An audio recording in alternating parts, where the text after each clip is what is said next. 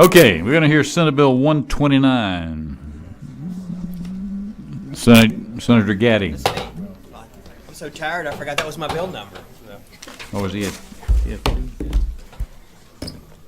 I have other bills. Okay. I forgot.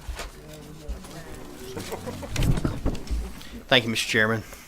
Okay, let us get this read in. Ms. Bethany, if you'll do that, please.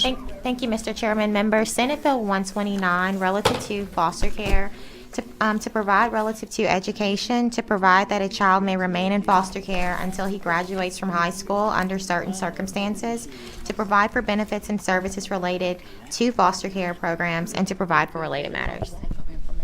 Senator Gatti, welcome. Welcome. Thank you so much, Mr. Chairman. I want to congratulate you on winning the Family Feud the other night at the pro-life meeting. Well, thank you very much. We appreciate that. That 16-point question. Representative Jackson, yeah, we had a good question at the end, but Representative Stokes.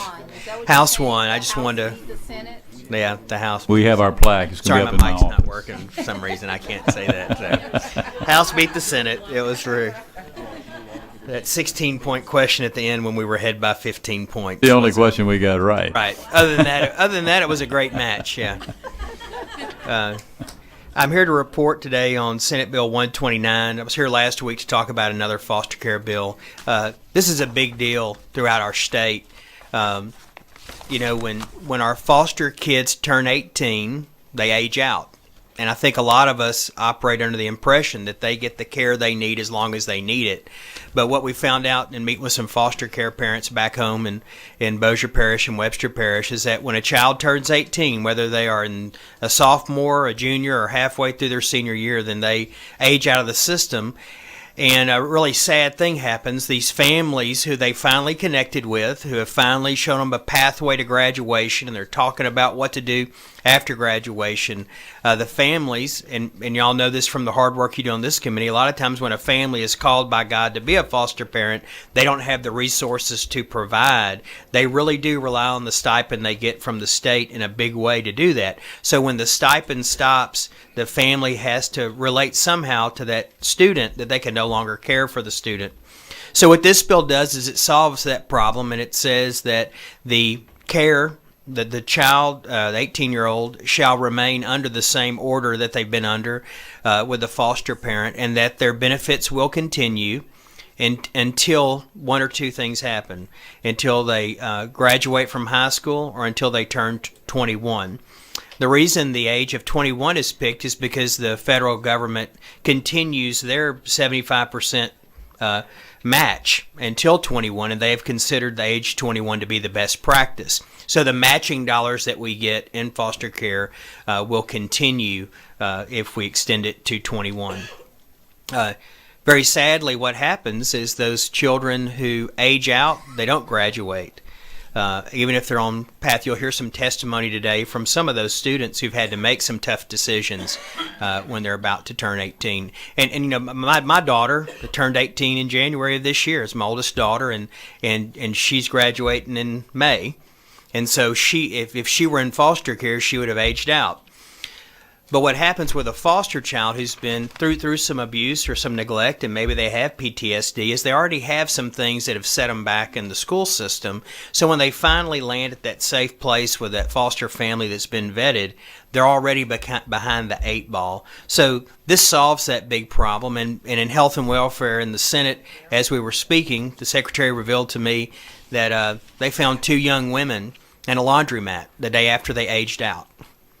So I didn't know this in meeting with the families that I met with, but these children who age out, who don't have a college degree, the first thing they worry about is shelter and then food. So we see that 20% of these children who age out end up homeless, and about 25% end up incarcerated in some manner. So we end up paying a lot more when these children enter either of those sections of the government. Senator Hewitt in Senate Finance, and it passed. Of course, this bill has a note on it, so it had to go to Finance also. It unanimously passed Senate Finance. I think it's the only bill that was allowed out of Senate Finance that had a fiscal note because of the testimony, some of which you'll hear today. But Senator Hewitt calculated that with the federal match, we're only spending about $18 a day for these children who have been identified as high risk, who are aging out before they graduate. We spend a lot more than that per day to incarcerate or to help folks who are homeless. So it just makes sense to keep these kids in the loving home that they're in until they can finish their degree or their high set and get a job skill. And so that being said, I believe we have an amendment to just to clear up some issues. If that amendment's been drafted and passed out. I think we have that ready. And Ms. Bethany, Thank you, Mr. Chairman. Members, the set of amendments before you is 3568. The number's found at the top right-hand corner. The amendments are being distributed as I'm speaking, and they are available online. The first two amendments are technical. The third amendment on page 1, line 13, after student and before the comma, we're going to insert on or in the process of receiving an equivalent credential. Amendment number 4 on page 2 between lines 10 and 11, we're going to insert section 1403.1, extended stay for completion of educational courses or other programs. The language will now read, notwithstanding any other provisions of law to the contrary, a child housed at a residential home or in foster care may stay at such home or in foster care until his 21st birthday to complete any educational courses that he began at such facility or while in foster care. And that completes the set of amendments. Thank you. okay, you want to explain that? Yeah, we didn't want to leave out the children that are getting a high set or an equivalent. We feel like that our current language says graduate from high school. We didn't want that to be interpreted in any way to leave out those students that are on a different track, and that's the amendment, I believe, number 3. Amendment number 4. We didn't want to leave out those foster children that maybe are in a residential group housing situation, because we wanted them to, we don't want them to get kicked out of that residential center at 18, because nothing really magical happens when the clock strikes midnight on your 18th birthday. And the secretary brought that to my attention, and we brought that amendment. So that's what the amendment does. The additional education courses you're referring to here, that doesn't refer to higher ed, doesn't refer to college. No, sir. Right. There are different programs available for kids who are in foster care who graduate from high school. There is different funding to fund their college. There's just no. Right. Okay. Representative Cox. It's not on the amendments on the bill. Okay, we'll hold on that. Is there any objection to the amendment? Actually, Representative Cox offered the amendment. Is there any objection to the amendment? That objection to the amendment stands. So now you can ask your question. I appreciate you bringing this bill, because, I mean, that's when you're I was in a class and a child asked me this, what do I do? And so there's a problem also. We since you fixed this gap, it was another gap where they asked, what do they do when they graduate? She said, I'll never be able to go home because of the things that happen there. And I was really caught off guard, because it used to be a bridge program, and I think, Madam Secretary, I kind of mentioned that to you one day, and I know that was the funding was taken away from the bridge program by the prior administration. And if they can stay with the family until they can get to 21, does it have to be that they got to be going to high school or something like that?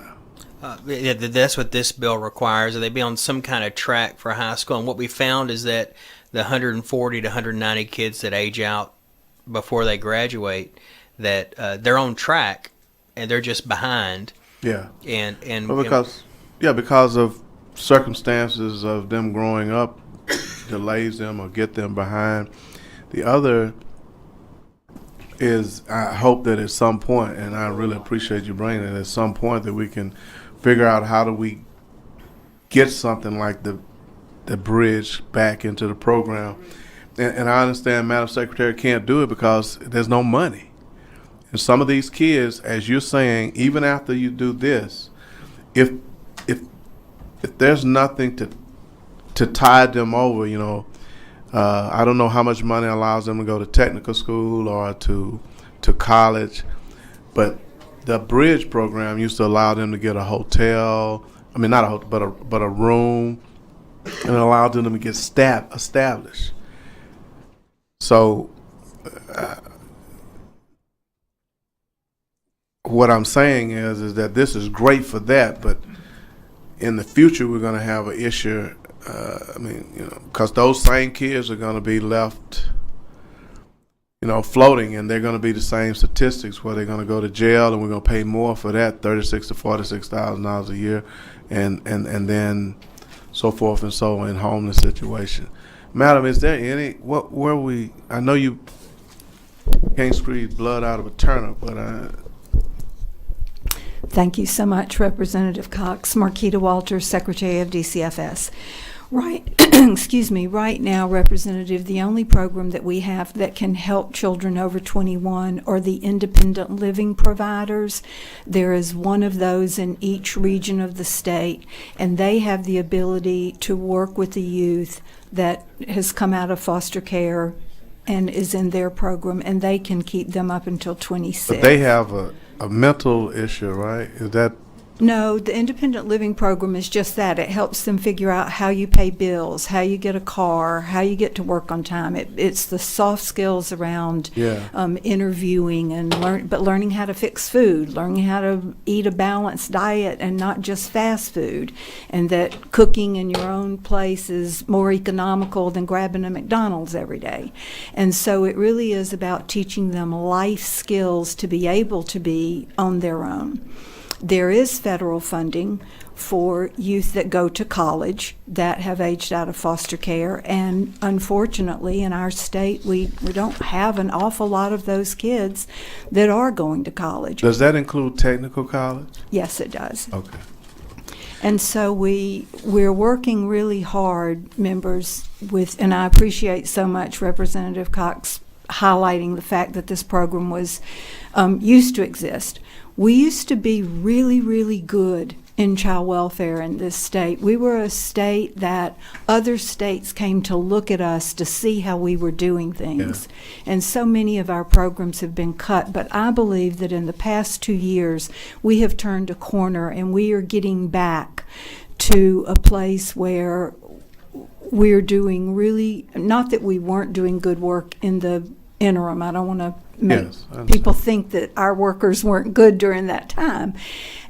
They were forced by many financial constraints to not be able to do the kind of work they want to do.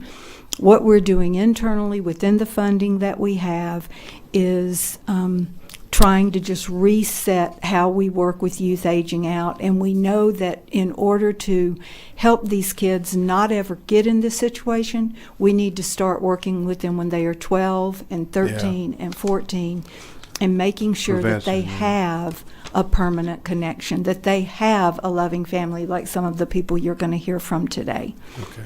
Thank you, ma'am. Representative Horton. Thank you, Mr. Chairman. Thank you, Senator Gatti, for bringing this bill. I worked with Zach Burson for so many years, Yes. and he, out of his own pocket, finds them under bridges and puts them in a hotel. I mean, there's nowhere for them to go but juvie hall. It's sad. And it's sad and not acceptable. And I saw the fiscal note, and I know I'm sure it'll go to appropriations, and I'm thankful that your department did not receive any cuts this year. And but it's according to priority. And I just, at the appropriate time, I'd like to pass this bill, or my mind just went, as amended, because I mean, we're very passionate about it. I almost can't speak. I'll remember you made that a motion. I think we all agree with you. Yeah, so thank you so much for bringing it. Thank you. Representative Bagley. Morning. Thank you, Mr. Chairman. My question is, look at the fiscal note. Yeah. And certainly both of you know where my heart is as far as I'm a school teacher. My question is, though, at 21, and I taught lots, hundreds, maybe thousands of foster children in my careers, because I had probably 6,000 or 7,000 I taught. Why would a 21-year-old still be seeking a diploma, except in rare occasions where mentally they're in programs designed or physically handicapped, and even they normally get a degree. I mean, what is the reasoning behind that? Well, you know, that's the federal number. That's Well, I considered know the that, best but I practice. mean, but I think federal's not going to pay all this money. We are. Well, the feds pay 75%. So the $986,000 fiscal note is actually going to end up being a $4 million program, or 3 point something. The testimony that we had in Senate, 0.8, I think. yeah, and so the testimony that we had in Senate Finance was that 19 is really between 18 and 19 is where most of the money is going to be spent. Then you have about a 10% left on that, and about another 10% left that need to 20 or 21. So you do see a trailing off of the cost, because we had a discussion about capping it at 19. Would that change the note? And it really wouldn't, because most of these students are going to graduate when they hit that good home. The 150 to 200 that are aging out, when they hit the good home that knows they can keep them till they graduate, then they'll get it by 19 and a half. Well, my only fear is, and you understand that, I'm sure, is people that take advantage of that. And Correct. And there are plenty of them that will allow a student to drag and not take courses that they need, or fail to maintain them in those homes. I'm not sure that that'd be a majority. I think, Ms. Walters, you said 180 children were what we're talking about this past year, maybe? Yes, sir, and I would hope that their caseworker would be tracking that, and that kind of, Well, and again, Thing that I'm sure that's not rampant. My only concern is money, because that's what I hear. Why are we spending money on this? And of course, I'd have a good reason for that, because I do believe the foster care program is a very valuable. Again, that was my only question. I appreciate your answer. Thank you, Mr. And I'll let you know that during the Senate Finance debate, I brought the bill to Senate Finance full well thinking it would be deferred. But during that debate, they found a way to fund it, and the funding mechanism was Senate Bill 555, which is a BP funding mechanism. And so the matching funds were there. It cost us less to have a child in foster care than to have them in prison, Right. or in sex trafficking and homelessness. And those numbers are not fungible. We can't run a note on the cost of not doing this bill. We can just run a note on the cost of doing the bill. I know you and I've had talks about that before. So there was a funding mechanism that was determined, and it was really a unique situation for everyone, from Senator Tarver to Senator Donahue, to be in agreement on Right. that. So it was I've got the video if you want to watch it. It No, actually no. happened. Well, I we can- probably need it Magical as day. we go to appropriations. Correct. So, okay. Oh, well, I appreciate it, Senator. Thank you. Okay, Mr. thank you, sir. Okay, we have some other people who would like to speak briefly, and President would like to speak in favor. Dylan Wagaspack, Louisiana Budget Project, and Brandy Melissa, former foster youth. We don't have anything but green cards for this bill, so I'd like to ask y'all to be brief if you don't mind, but we are happy to have you there. And while I'm going to read in these others, these are all not wishing to speak, but President in Sports, Stephen Kaufman, Advocacy Center of Louisiana, Marico Mingarez, Kathleen Benfield, Louisiana Family Forum, Ann Steyer, Nationalization of Social Workers, Raquel Estevan, Louisiana Partnership for Children and Families, Susan East Nelson, Louisiana Partnership for Children and Families, Greg Gosen, Louisiana Chapter of the American Academy of Pediatrics, Tiffany Carroll, Ella Huval, Jana Lasing, Ann Steyer, I think I may have read that already, Raquel Estevan, and Ryan Template. Okay, welcome. Thank you, Mr. Chairman. My name is Dylan Wagaspack, and I'm with Louisiana Budget Project. It seems like you all like the bill, so I'm going to try not to ruin that today. If just a little bit of background, if you don't know my history with this issue, I started lobbying at the legislature the year after the prior administration cut the funding for the young adult program, which was the bridge program that was previously referenced by Representative Cox. That was a program that provided support and stipends and housing for youth who were aging out of foster care. And so we put together the legislative task force on youth aging out of foster care to study this issue pretty intensely over the course of 2 years. It produced a report in 2016 that you should have all received a copy of, but it was 105 pages. So, whether you got around to reading all of that or not, there were some pretty good recommendations there. This was one of them. We made a strong recommendation on extending foster care for youth who are aging out of that program. Senator Gatti said that they can't do a fiscal note on the cost of not doing this bill. So the Legislative Fiscal Office cannot do that, but we're able to do that based on the numbers that have been run on a national level. So I just want to share some of that with y'all today, and then we'll move on. So, like they were saying, it's about 150 to 200 youth a year. So over the past 6 state fiscal years, that's exactly 1,104 teenagers who have aged out of foster care. And there was a study in May of 2013 by the Jim Casey Youth Opportunities Initiative, which is a project of the Annie E. Casey Foundation, which many of you have probably heard of, that found that on average, every young person who ages out of a state foster care program ends up costing about $300,000 over their lifetime in social costs like public assistance, incarceration, lost wages due to a complete education, to an incomplete education, unplanned pregnancies, etc. Right? So that's $300,000 over their lifetime. So for each cohort of youth who age out every year, that's $300,000 for each of them, which, if you do the math, which we did, means that this problem costs Louisiana almost $56 million in social costs every year. So that's a pretty big fiscal note compared to the 900 and something thousand, right? And that's prevention, right? We prevent that cost by paying a little bit of money and getting a massive return. Major savings are not only possible, but they're achievable in the relatively near term. The most costly outcomes, and the ones that hurt young people the most, come as a result of events, decisions, and behaviors that occur within a few years, certainly, but sometimes within a few days of leaving foster care, like becoming homeless or dropping out of school. And so for many of these youth, these are challenges that start in their teens and early 20s, academic failure, unplanned pregnancies, and they continue through the rest of their lives. And so, like many social problems, the answer lies in prevention. It's important to recognize that the long-term cost of the status quo is enormous, not just on the public coffers, but on the lives of these young people who deserve better opportunities to succeed in life as productive members of our society. And so we think that the first step towards solving this problem is an extension of foster care.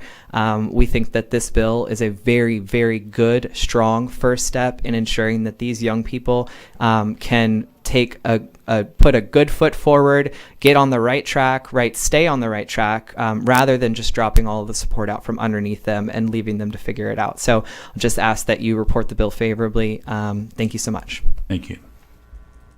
Randy? Most of y'all know me, I'm Brandy, but I'm gonna answer a few of your questions, Representative Bagley. You know I love you, but no disrespect. In February 1990, I started school because of my disabilities before, when I was 2 and 3 years old. February 1st, 1990, which was my kindergarten year, I was being mainstreamed from special ed into a regular class. Half day, first part of the day I go in special ed, second part would be the regular kindergarten. But February 1st, 1990, I got home from school, watched my dad try to kill my mom. So we had to go through all the battle women's programs, domestic violence, safety net. That's how we ended up in Baton Rouge. When I got here, before they got all my special ed stuff straight, I was tossed into kindergarten full time. And when I was in 3rd grade, I was being sexually abused by my oldest brother, which caused me, not because of academics, but because of everything I was dealing with that, to be held back. I graduated when I was 20 years old, 4 months from when I was 21. The following year, after my 3rd grade year, it was when I ended up in foster care. I also have my 2 older brothers. One of them, when he aged out, He would join the military. He's the one that now has a Purple Heart from Iraq. My other one is on the wrong side of the law when it comes to the criminal justice system. If I would have aged out at 18, my 18th birthday was the day after 9/11. I was already going through trauma because of my brother's rank, not knowing where he was, if he was safe or whatever. So added to, if I would have been in care at that time, I would have also been wondering how I was going to function. Because when I was 18, even though I look physically normal to you, because of my CP and all that, there was stuff I couldn't do for myself that I've since had to learn through therapy and everything. Stuff I'm still learning that some people at that age normally do know. So when you wonder how a child could not graduate till 21, it's not always because they're failing classes. I graduated as Struma High with a 4.3. Honor student. And the story you're about to hear is from someone who, even though she probably doesn't know, I consider my hero. Thank you. Thank you. Yes, ma'am. Good morning, everyone. My name is Ella, and I'm a 17-year-old foster kid. In 2016, my life was a mess, my family was struggling, and honestly, I was out of control. After moving from friend's house to friend's house, I found myself homeless and nowhere left to go. Through no choice of my own, a whole lot of tears and screaming and blaming, I entered the foster care system. I wholeheartedly believed this was temporary and my mom would fix this and I would be back home in a couple weeks. I believe no one understood, and if they would just leave us alone, I could fix this. Truth is, I couldn't fix this. Weeks turned into months, and it's now been almost a year and a half. I know in my heart that my mom loves us with everything in her, but she has struggled to get back on her feet. She still does not have a home for us to go to or a job to provide for us. I pray that she is not on the streets and that she is not hungry or lonely. I text her every day to make sure she is safe and knows how much we love her. I pray every night that she is okay and that one day our family will be together again. I know this burden is not mine to bear, but it has always been my mom and I against the world. In October, I will turn 18 years old, and I feel I will have to choose between going help my mom or staying where I am. Do I put my mom first or myself? And how am I supposed to choose between my mom and my baby sister, who is in foster care also? Don't get me wrong, I'm not being kicked out or left on my own at 18 like other foster kids I have met. I have a family here and I can stay where I am forever if I wanted to, but at 18 years old, the choice is mine. I want to be with my mom. I want to help her get on her feet. I want to take care of her. Some days it completely consumes me to think of her out there alone. Other days I think of how much fun my senior year is going to be with my friends, the basketball games, prom, graduation, senior trip. In 6 months, I will be 18. Do I choose me or my mom? I so badly want to graduate and go to college, but I am so scared to make the wrong choice. It is even hard putting these thoughts into words and hoping you all understand. I was a year behind in failing the 9th grade when I entered care. I am now in the 10th grade making A's and B's and taking extra classes to graduate in 2019. I am also on the varsity cheer and track team for my high school. This has not been an easy road for me, and I still struggle every day to feel like I belong, but I'm not ready to age out. I am not ready to choose between these two lives. I am not ready to give up or move on. I am here today to give you a face behind the words and numbers on the bill in front of you. There are some foster kids who are ready to face the world and these choices at 18, but there are some who are not. I am behind in school, and even with extra classes, I will not be done by 18 years old. I want the opportunity to graduate high school. I want the support and guidance of my foster family, my workers, and my counselors just a little bit longer. I want them there when I walk across the stage with my diploma. I want my mom to see me make something of myself, but I don't trust myself to do this on my own. Increasing the age of youth exiting the system will give kids like me a little bit longer to finish school and a little longer to grow up. Most importantly, it will give us a chance to find our place in the world without the burden of choosing between what we have and what we have left behind. Thank you. Thank you. Y'all have done a great job. Senator Gatti, you're going to have a hard time following those three, but you can come up and close.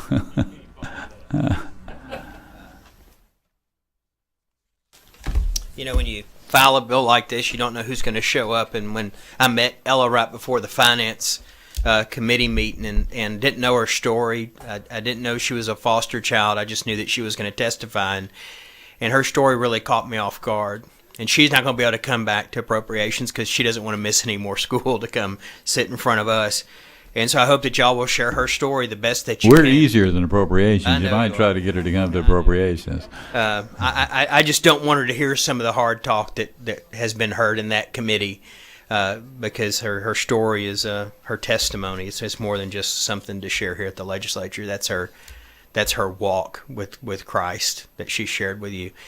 I'll just close with this. You know, our state flag is very rare as far as state flags. And when Representative Horton and I go together and visit schools, we talk about our state flag. And on that state flag is a mama pelican. And the story behind the mama pelican is that she goes out into the swamp to find some food for her babies. There is no food. So she comes back to her nest, and your flag behind you, there's 3 drops of blood because she begins to pluck the feathers from her breast to feed her babies. And so in the finance hearing, I called these foster moms mama pelicans because they really are, at this point, plucking feathers. They're living sacrificially, like Romans 12:1 and 2 tells us to. It's reasonable for them to do that. The least that we can do is come alongside these mama pelicans and support them in some way because they do depend on the stipend the state gives them. And when these children age out, when children like Ella age out right now, there are people waiting for them. In human trafficking, there's people waiting in the criminal element in our society. And like Representative Horton said, these kids end up in laundromats and under bridges, and their teachers are going and finding them. So I thank you. I know that you'll vote on the policy today, but I hope that those of you that sit on appropriations will remember Ella's story and that and how powerful it is. Thank you, Mr. Chairman. Thank you for the closing. Actually, right now we need one more person for a quorum. Well, that is so good to see. It depends on how he's going to vote. So I think it's safe. all right. Actually, it doesn't matter how he votes. He'll be in the minority, but I think he's with us. We have a motion by actually Representative Horton to report favorably Senate Bill 129 with amendments. Is there any opposition? Without opposition, we'll report favorably. Great job. Thank you, Mr. all Chairman. of y'all. And I provided, based on Representative Cox's question, just a handout that was given to me Okay. by, and this outlines, and we should take this back to our districts, Representative Cox, because the department sends back a lot of money every year because they can't spend the money allocated to them to provide college and technical education for foster care students. When I found about this last week, I asked them to give me this handout, and I think we should take it to our high school senior counselors who want to brag about getting scholarship money. This would be great to put in their hands. I think they will aggressively find the foster kids in our high school system and provide them with the scholarship information. We're also passing around a co-author sheet. Thank you. Thank you very much.